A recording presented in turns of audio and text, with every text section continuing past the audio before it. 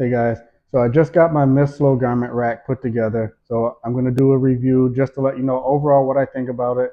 And then also I saw part of the description shows that you can do a pull-up from it, or someone doing a pull-up from it. So I'm going to test that too to see if that's true or not.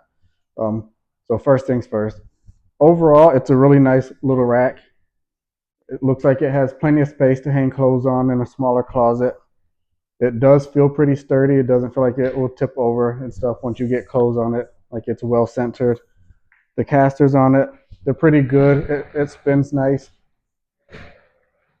First, and I like that it has the extension bars. So that's really nice. And then of course this, I guess kind of like a shelf or rack down here at the bottom with the fabric, so you can put things on it. You'll see it is a bit shorter, so if you have kids that you want to make sure they can reach their clothes, that's really nice. Or if you're like me and you have like the bars up higher in your closet and you want something that can sit under your clothes as like a second layer, that it's really nice for that too. So overall for the value, I definitely think it's a good rack. Now I'm gonna pull it closer to me and test it and see if I can actually do a pull up on it.